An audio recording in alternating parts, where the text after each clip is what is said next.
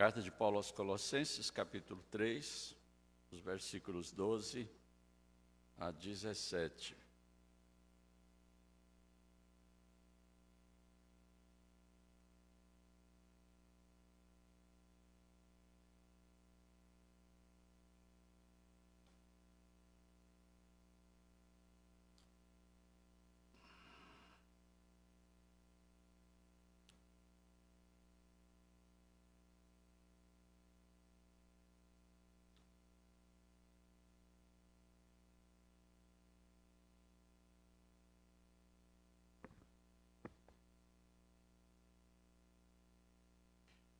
Revesti-vos, pois, como eleitos de Deus, santos e amados, de ternos afetos de misericórdia, de bondade, de humildade, de mansidão, de longanimidade.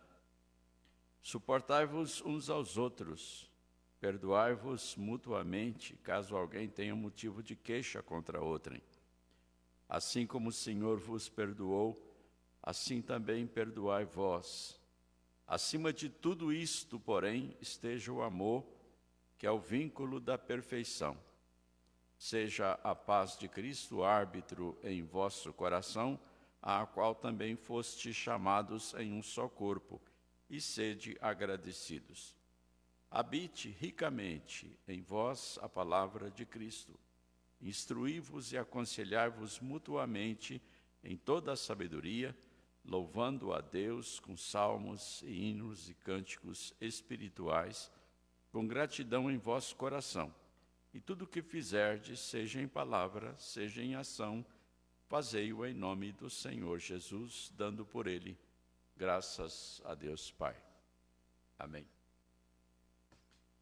Eterno Deus, nosso Pai, agora, Senhor, estamos todos na Tua presença, aguardando a Tua palavra, o Teu ensino, as Tuas consolações para os nossos corações, para as nossas mentes, para as nossas vidas.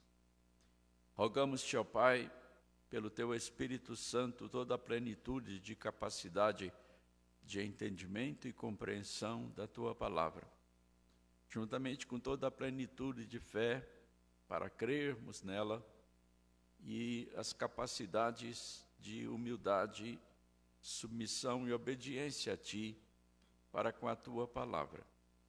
Nós oramos em nome de Jesus. Amém. Irmãos, nós estivemos por vários domingos falando sobre a necessidade de renunciarmos às paixões que nós tínhamos antes da nossa conversão, como que tirando as roupas sujas.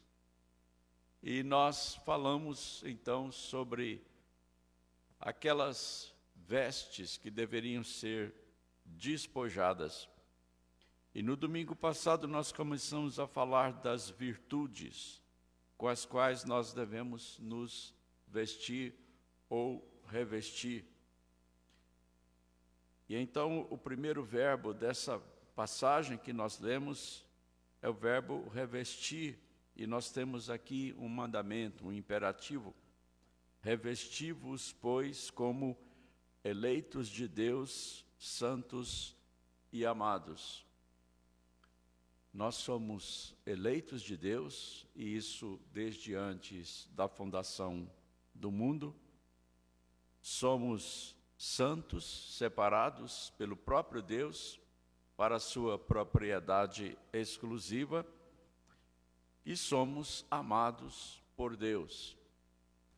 E por isso mesmo nós devemos nos revestir de ternos afetos de misericórdia, de bondade, de humildade, de mansidão, de longanimidade.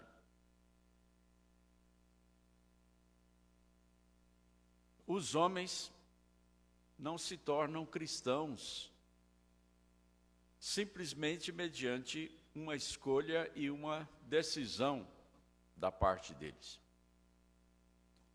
Não é decisão nossa, não é escolha nossa por nos tornarmos cristãos verdadeiros. Nós que já passamos pela experiência da conversão, tem cada um de nós a sua experiência e pode confirmar que isso não foi uma escolha soberana nossa. O que subjaz à resposta humana a Deus é a livre graça de Deus que toma a iniciativa. E assim move a vontade humana até que esta ache sua verdadeira liberdade em entregar-se livremente ao chamado de Deus. Ocorre, portanto, um encontro de Deus com a nossa alma, um encontro promovido por Ele. Ele desce a nós, Ele vem ao nosso encontro e nos revela quem Ele é, nos revela o que Ele fez por nós, e nós, pela graça do Espírito Santo, pelo poder do Espírito Santo, nós reconhecemos a Deus como nosso Criador, o nosso Pai. Nós reconhecemos e confessamos o nosso pecado, a nossa condição de pecadores diante de Deus. Nós temos, pelo Espírito Santo, a capacidade de ver o que é que se encontra nos dois caminhos que nós temos diante de nós, o caminho largo e o caminho estreito, e escolhemos com alegria o caminho de Deus, o caminho da santificação, o caminho da redenção. Não é uma imposição de Deus. Ele nos revela aquilo que nós precisamos conhecer e, pelo poder do Espírito, nós tomamos alegremente a decisão por Deus, porque nós somos feitos para isso desde antes da fundação do mundo. Fomos preparados dia a dia por Deus para isso. A Bíblia diz assim: porquanto aos que de antemão conheceu, também os predestinou para serem conformes à imagem de seu Filho, a fim de que ele seja o primogênito entre muitos irmãos. E aos que predestinou, a esses também chamou. E aos que chamou, a esses também justificou. E aos que justificou, a esses também glorificou. Então, mais uma vez, nós percebemos que tudo provém de Deus que nos amou e a si mesmo se entregou por nós. E diz ainda a palavra de Deus: entretanto, o firme fundamento de Deus permanece tendo este selo: o Senhor conhece os que lhe pertencem. E mais, aparte-se da injustiça todo aquele que professa o nome do Senhor. Aparte-se da impureza, aparte-se do pecado, aparte-se da mentira, todo aquele que professa o nome do Senhor. Isso porque nós somos separados para Deus. Entretanto, devemos sempre dar graças a Deus por vós, irmãos, amados pelo Senhor, porque Deus vos escolheu desde o princípio para a salvação, pela santificação do Espírito e fé na verdade, para o que também vos chamou, mediante o nosso Evangelho, para alcançardes a glória de nosso Senhor Jesus Cristo. É um chamado de Deus para a glória, é um chamado irresistível. É um chamado tão fascinante, tão glorioso, que é irresistível. não há como aqueles que são verdadeiramente eleitos deixar de atender a esse chamado.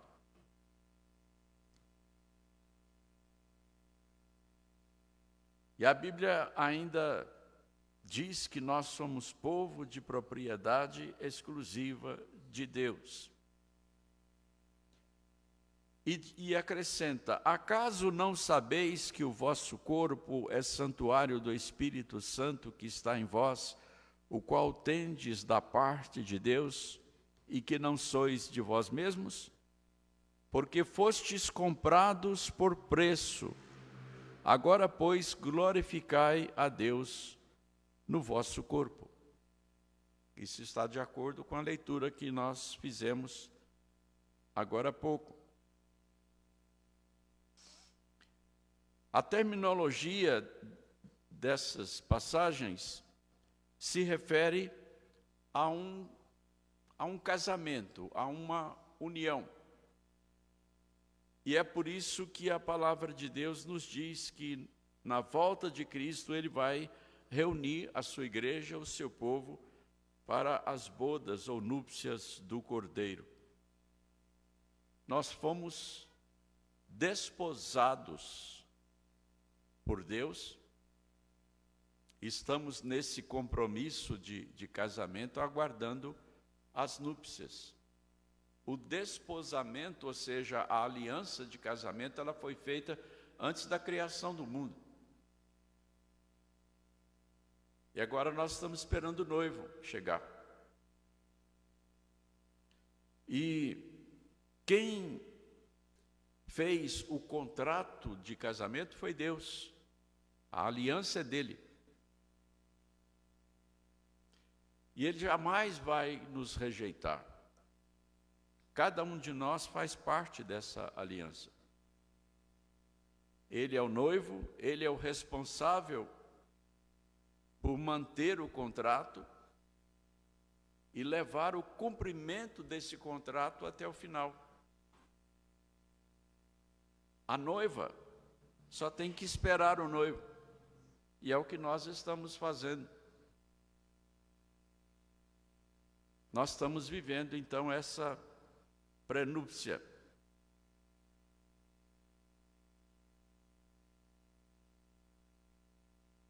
Isso é apenas um resumo daquilo que nós falamos no domingo passado a respeito de sermos eleitos.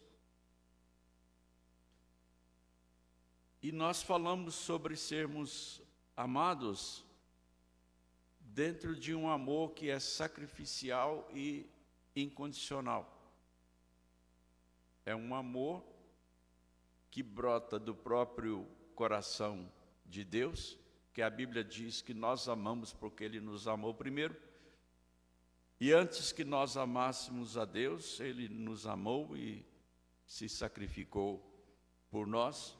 Portanto, por causa disso, nós fomos colocados em uma posição de dignidade perante esse amor de Deus, no qual nós somos chamados de raça eleita, sacerdócio real, nação santa, povo de propriedade exclusiva de Deus, a fim de proclamarmos as virtudes daquele que nos chamou das trevas para a sua maravilhosa luz. Essa é uma posição que envolve direitos e responsabilidades, e é sobre isso que nós estamos falando nesses dias.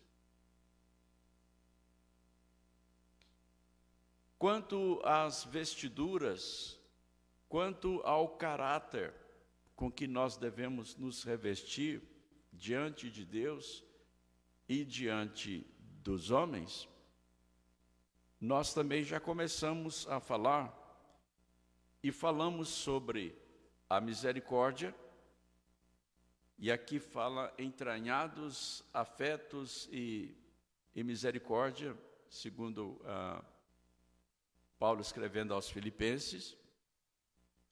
Essa misericórdia, como nós já falamos, ela é um senso de compaixão profundamente sentida, que se estende aos necessitados e que foi como Deus fez conosco. Ele estendeu para conosco a sua misericórdia durante o nosso estado de miséria. E nós estivemos lendo no domingo passado, na leitura devocional, o Salmo 100, onde no último versículo diz assim: porque o Senhor é bom, a sua misericórdia dura para sempre, e de geração em geração a sua fidelidade. Na composição dessa oração, analisando aqui sintaticamente, nós percebemos a dependência de misericórdia e fidelidade da palavra bom. A misericórdia e a fidelidade dependem da bondade de Deus, porque o Senhor é bom. A sua misericórdia dura para sempre, de geração em geração, a sua fidelidade. Tudo começa, portanto, com a bondade de Deus, que se traduz em misericórdia e fidelidade para conosco. E nós também citamos aquela passagem de Paulo em Romanos: ou desprezas a riqueza da sua bondade, ignorando que a bondade de Deus é que te conduz ao arrependimento. A bondade de Deus é que conduz o ser humano ao arrependimento. Na conversão, Deus está usando de misericórdia para com as necessidades de salvação do ser humano. Mas lá na eternidade foi a bondade de Deus que nos elegeu. E há um comentarista das Escrituras que fala o seguinte sobre isso.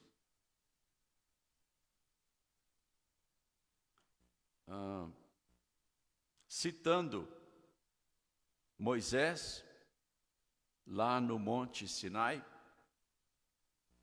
Moisés, ele ficou tão fascinado com a glória de Deus, com tudo aquilo que Deus estava realizando ali no Monte Sinai, que Moisés então fez essa oração: rogo-te que me mostres a tua glória. Rogo-te que me mostres a tua glória. Moisés estava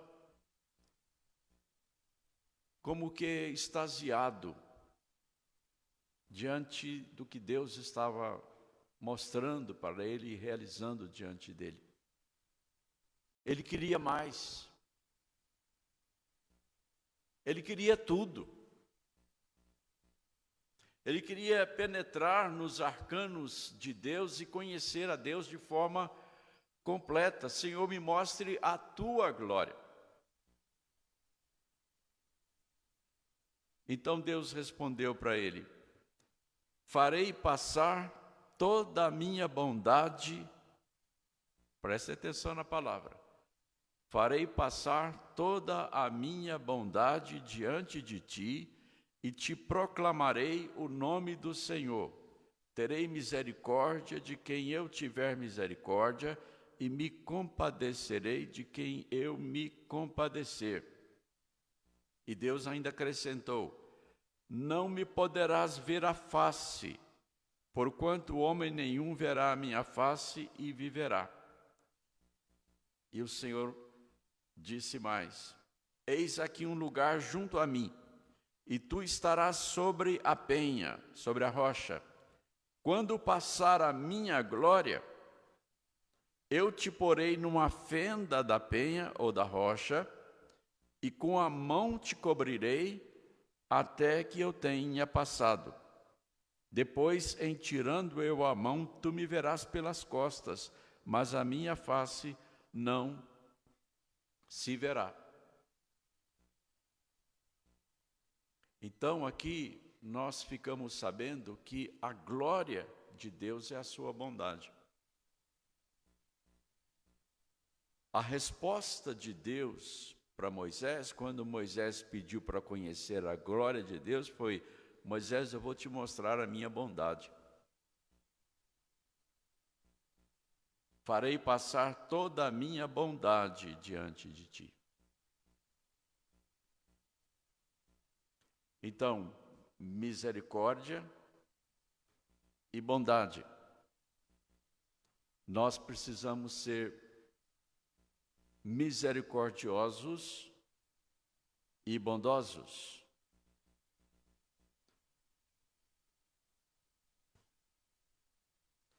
Mas é possível alguém ser bondoso? Na Bíblia, até onde eu saiba, só existiram 2 pessoas que receberam essa designação de bondoso. Uma foi Deus, e essa designação foi dada pelo próprio Jesus Cristo. Bom só existe um, que é Deus, ele disse. E a outra única pessoa que foi chamada de bom foi Barnabé.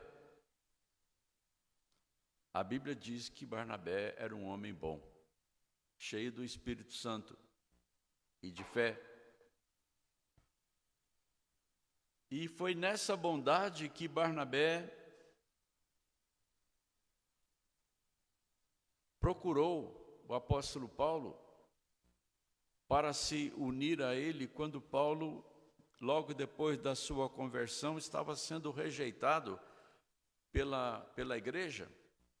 Porque, é claro, ele tinha sido um fanático perseguidor da igreja até então, cruel, que prendia, que mandava matar. E aí Paulo se converte e começa a pregar o evangelho. Quem é que vai acreditar num homem desse? Barnabé acreditou. Barnabé se aproximou de Paulo e introduziu Paulo no meio da igreja. E foi a bondade de Barnabé que fez isso. A bondade, ela permite que nós vejamos o melhor das pessoas. É por isso que nós precisamos ser bondosos. É por isso que nós precisamos ser revestidos de ternos afetos de bondade, para que nós possamos ver o melhor uns dos outros. Porque, pela nossa natureza caída, a gente só vê o pior dos outros. A gente só vê os defeitos. Às vezes nós nos reunimos para falar dos defeitos dos outros e dar gargalhadas e fazer piadas dos defeitos e fraquezas das pessoas.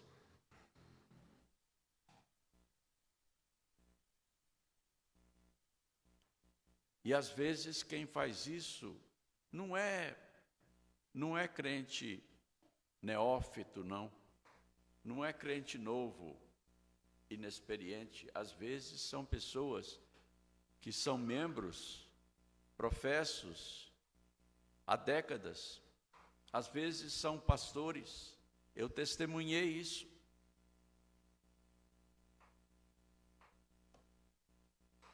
É falta de bondade. A bondade faz com que nós vejamos o melhor das pessoas, e ao invés de falar mal das pessoas, nós falemos o bem, aquilo que é bom a respeito delas.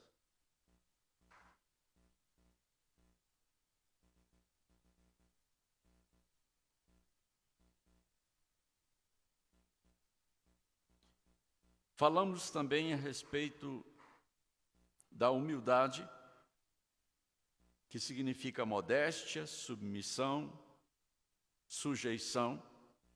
A Bíblia diz: sujeitando-vos uns aos outros no temor de Cristo. Eu falei sobre nós considerarmos os outros acima de nós mesmos, melhores do que nós. para que nós não nos vangloriemos, para que nós não nos orgulhemos e sejamos presunçosos e acabemos tratando as pessoas mal, desprezando as pessoas. A nossa tendência como pessoas caídas é de nos considerar sempre melhores do que os outros. E aí eu citei o exemplo de Jesus Cristo tomando a toalha, uma bacia com água, e se inclinando e lavando os pés dos discípulos, para dar o exemplo de como nós devemos nos submeter uns aos outros e servirmos uns aos outros, por mais humilde ou humilhante que seja a tarefa. Falamos sobre mansidão, e eu citei o exemplo do cavalo domado, que apesar de toda a sua força, ele pode ser governado e dirigido para qualquer lugar. Uma força, uma energia que pode ser mortal, mas controlada para o serviço. É assim que Deus nos concede o domínio próprio e o domínio do Espírito Santo sobre nós. Falamos sobre a longanimidade, que é a paciência nas adversidades. E aí, então, nós terminamos na palavra sobre... Desculpe. Sobre suportar-nos uns aos outros, no versículo 13. Foi a última citação que nós fizemos. E nós falamos que esse suportar-nos uns aos outros significa isso mesmo, que às vezes nós encontramos pessoas que nós consideramos insuportáveis, intoleráveis. E pensar na possibilidade de que nós também possamos estar sendo insuportáveis ou intoleráveis para outras pessoas. Porque isso é uma via de mão dupla. Às vezes nós projetamos nos outros aquilo que nós mesmos somos. Já pensaram nisso? É uma questão muito delicada, uma questão psicológica delicadíssima. Nós não nos conhecemos a nós mesmos e muito menos os outros.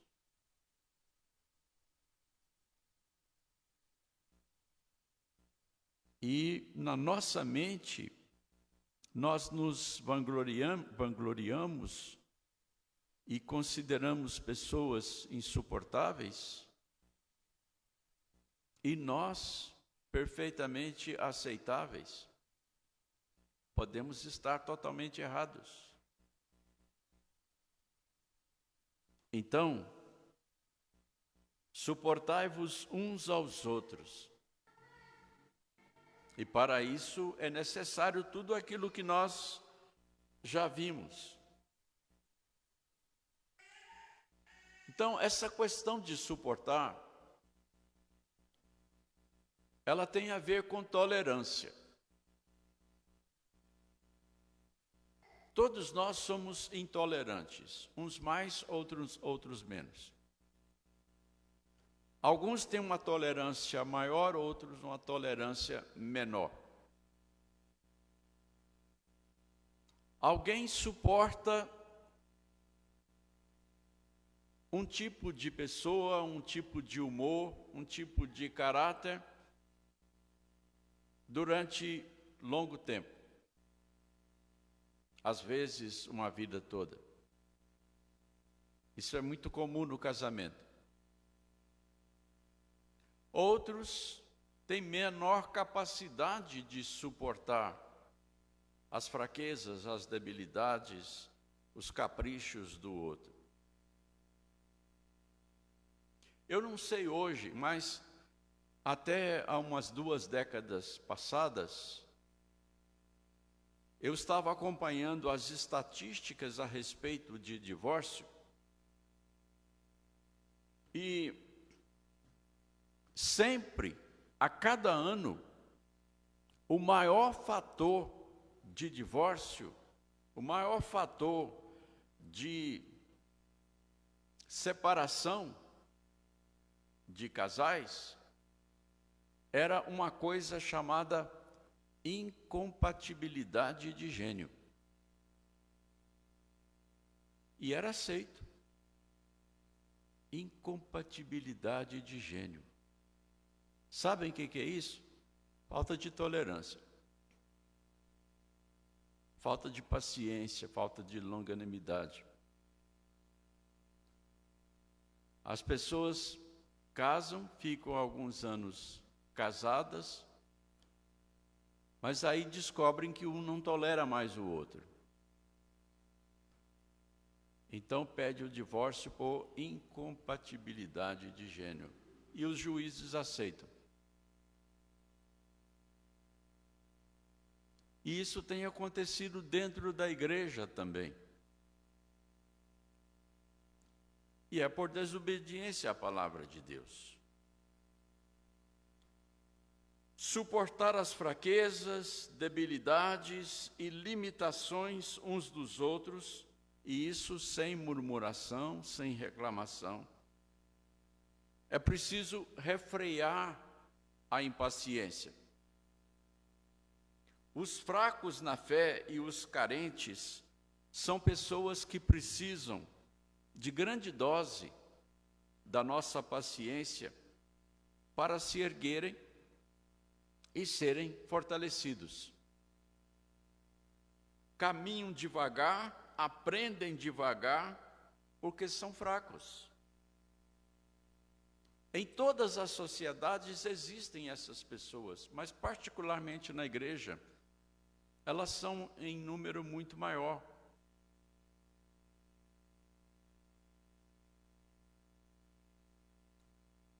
Então nós precisamos exercer a nossa paciência.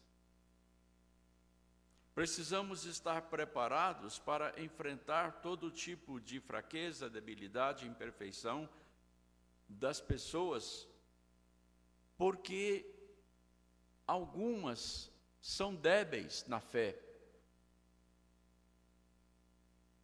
A Bíblia nos ensina que nem todos têm o mesmo grau, a mesma proporção de fé em Deus, para confiar em Deus, para depender de Deus.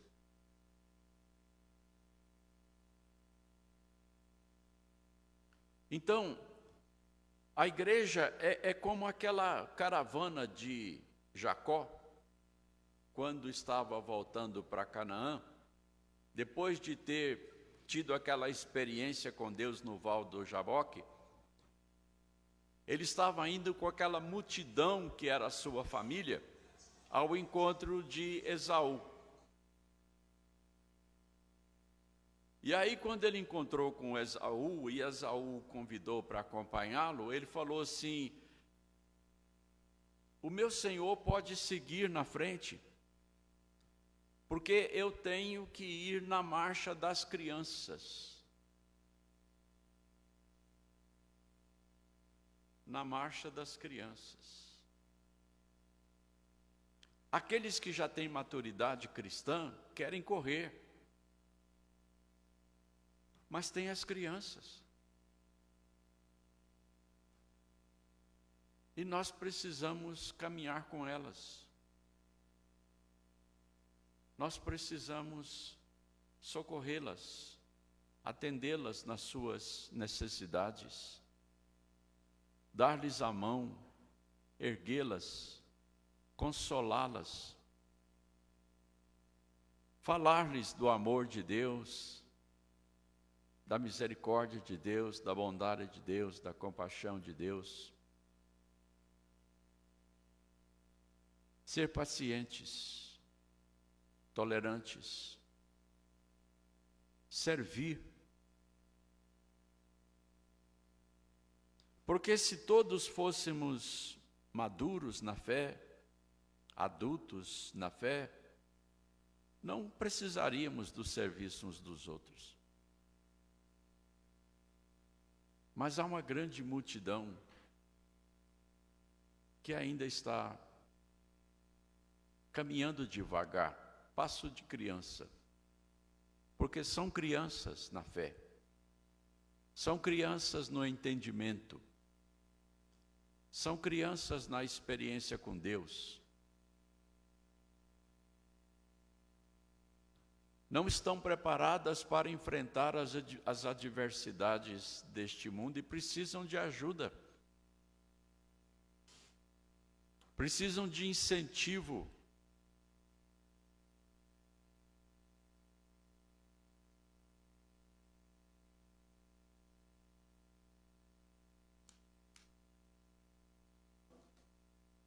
A Bíblia diz o seguinte: ora, nós que somos fortes, devemos suportar as debilidades dos fracos e não agradar-nos a nós mesmos.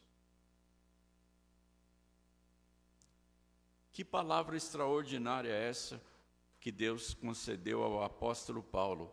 Ele estava escrevendo aos Romanos. E ele disse isso: ora, nós que somos fortes, devemos suportar as debilidades dos fracos e não agradar-nos a nós mesmos. Portanto, cada um de nós agrade ao próximo no que é bom para a edificação, porque também Cristo não se agradou a si mesmo. E aí então ele fala do que Cristo fez. Agora tem um detalhe aqui que nós precisamos atentar. Portanto, cada um de nós agrade ao próximo no que é bom para a edificação. Não é para satisfazer os caprichos das pessoas. Qualquer coisa que elas queiram. É para agradar os fracos, os débeis, naquilo que é bom para a edificação deles.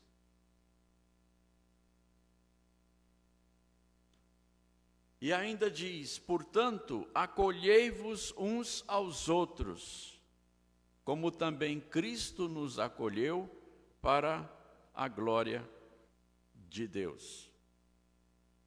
E em seguida vem a questão do perdão.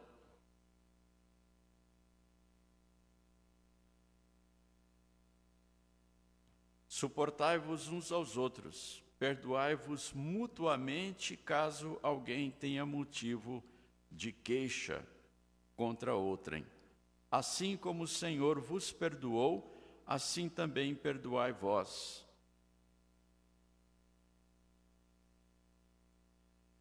Nessa questão de suportar uns aos outros, podem acontecer muitas fricções, muitos embates, pessoas saem magoadas, pessoas saem amarguradas, ressentidas, odiando umas às outras. Faz parte do nosso relacionamento. Causar mágoa, causar ressentimento, causar amargura. E aí entra a necessidade do perdão.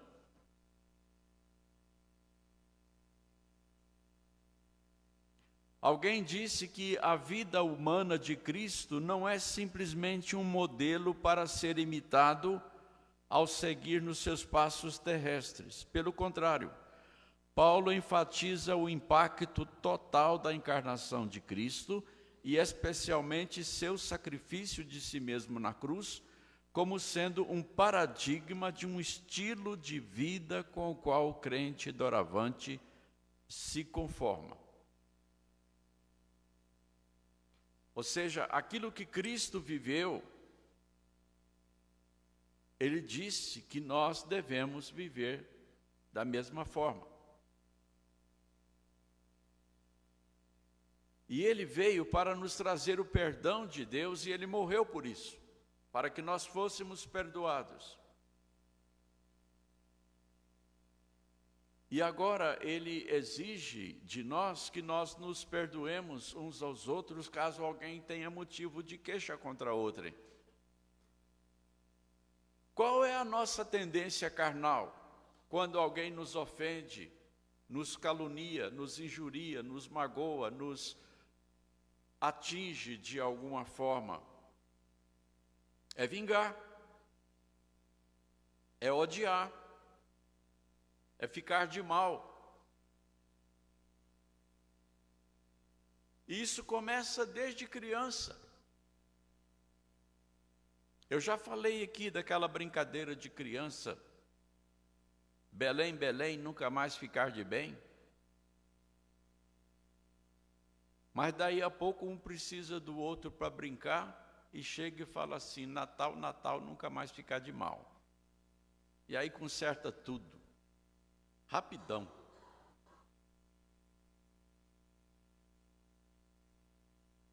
Mas nós crescemos, nos tornamos adultos, ficamos velhos e continuamos fazendo a mesma coisa, só que não mais tem a brincadeira, porque agora, quando um fica de mal com o outro, demora para arrumar a coisa.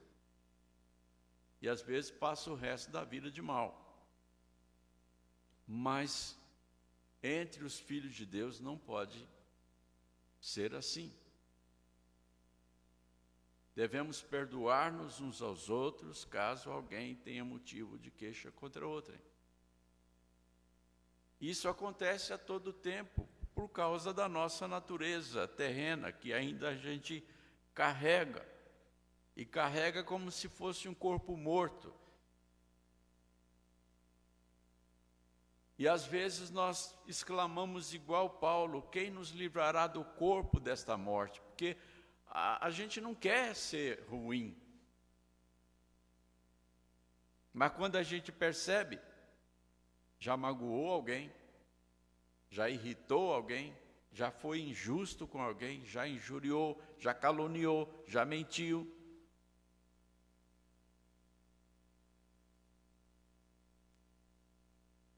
Então é preciso que entre o perdão.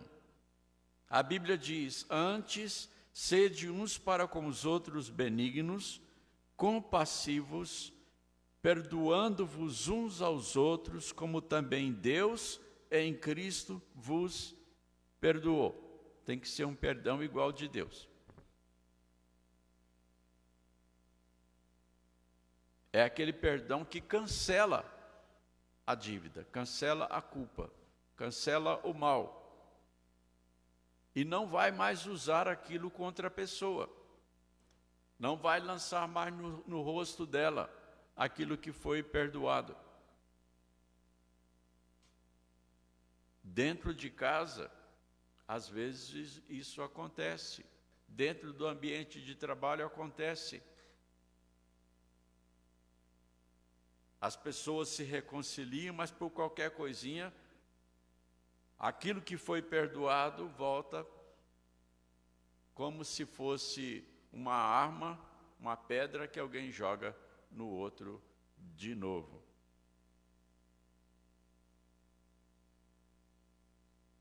Jesus Cristo, quando estava ensinando a orar, ele disse: porque se perdoardes aos homens as suas ofensas, também vosso Pai Celeste vos perdoará.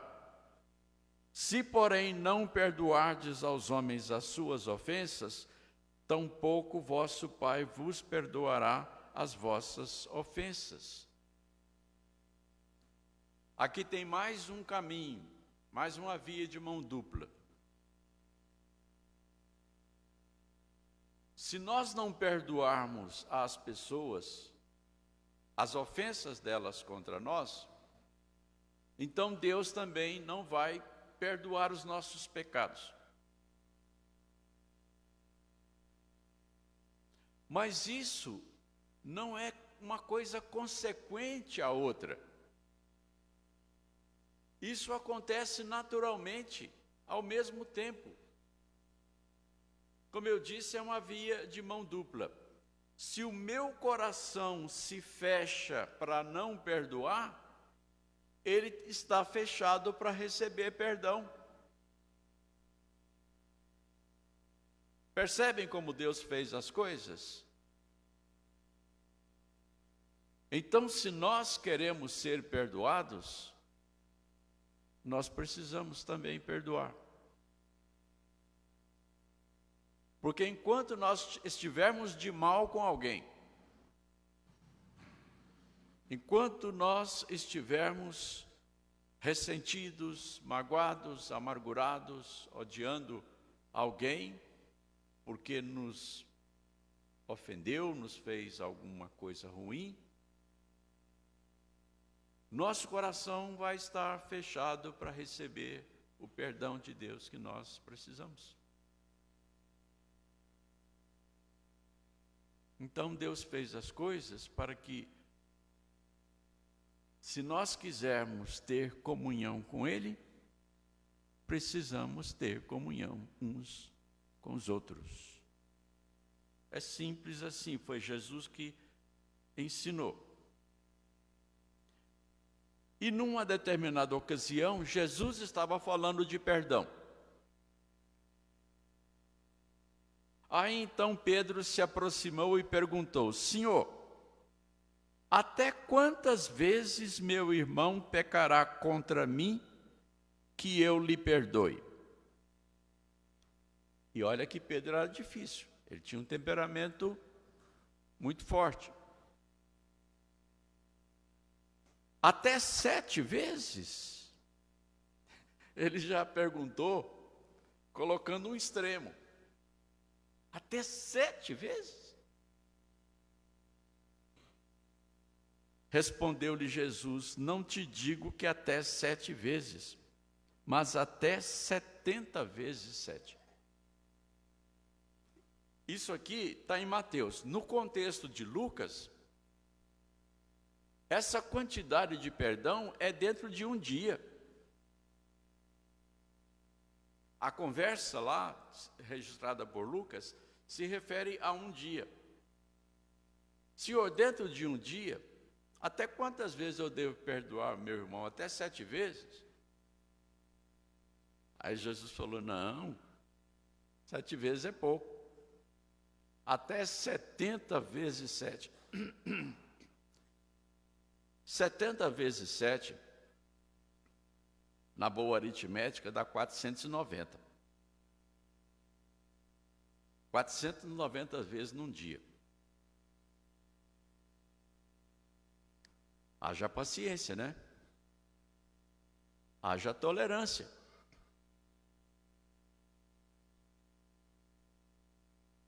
Se a gente for diminuir isso por hora, por minutos, nós vamos ter que ter paciência, caso a gente encontre esse tipo de gente, para perdoar alguém que praticamente a cada segundo vai nos causar um aborrecimento. Pá, perdão, tudo bem. Pá, perdão, tudo bem. Pá, perdão. Gente, isso aqui parece brincadeira, mas foi Jesus quem disse. Agora, é necessário, Jesus acrescentou, que a pessoa mostre arrependimento.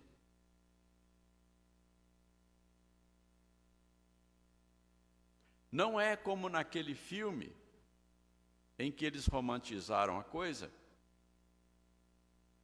e aí alguém chega e dá um tapa na cara do outro e fala assim: perdão. Tudo bem, pá de novo, perdão. Não é assim.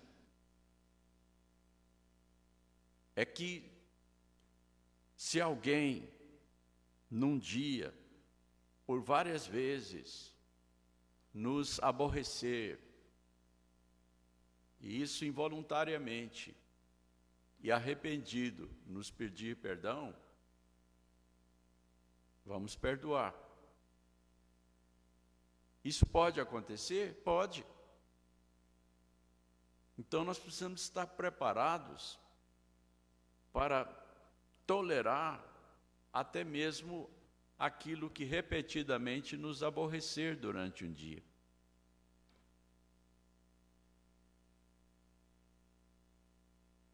A capacidade de perdão dada por Deus, ela é ilimitada, porque Deus nos perdoou ilimitadamente.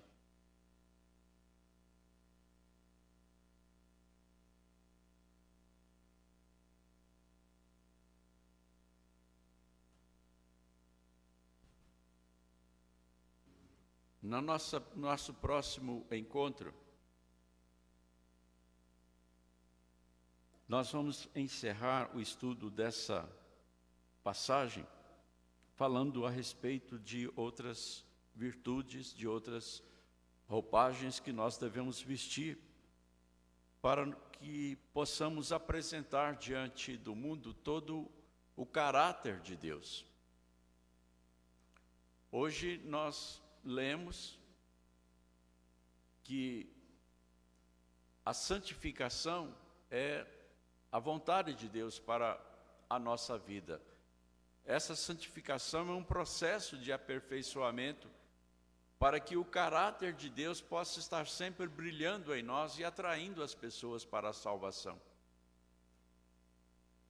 E essas coisas que nós temos visto aqui, e isso que nós acabamos de ver a respeito do perdão, é importantíssimo para que nós apresentemos diante das pessoas aquilo que Deus é.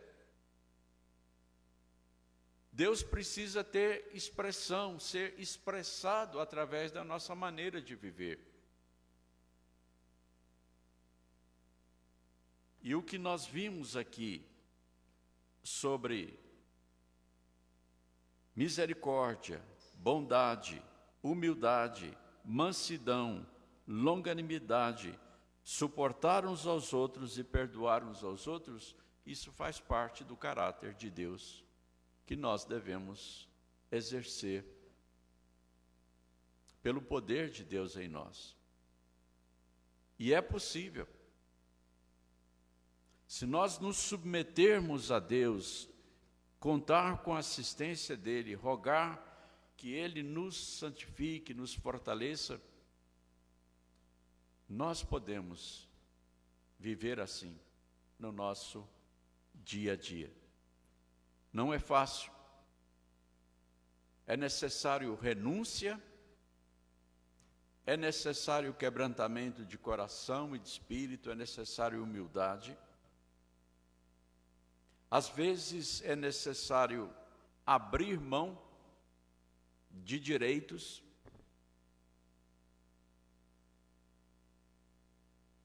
mas se nós queremos realmente amar a Deus, servir a Deus, adorar a Deus e estar plenamente em comunhão com Deus para experimentar qual seja a boa, agradável e perfeita vontade de Deus, é necessário sacrifício. Rogo-vos, pois, irmãos, pelas misericórdias de Deus, que apresenteis os vossos corpos como sacrifício vivo, santo e agradável a Deus. Esse é o culto racional, essa é a vida de Deus, que Deus quer viver em nós e através de nós.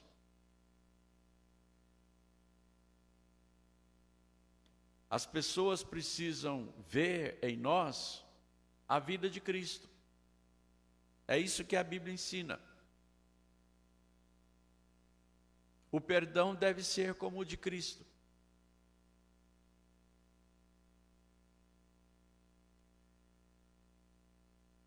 O serviço deve ser como o de Cristo. A paciência, a tolerância, tudo deve ser como o de Cristo.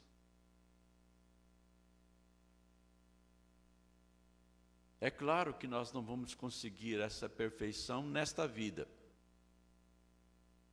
Há falhas, há momentos de queda.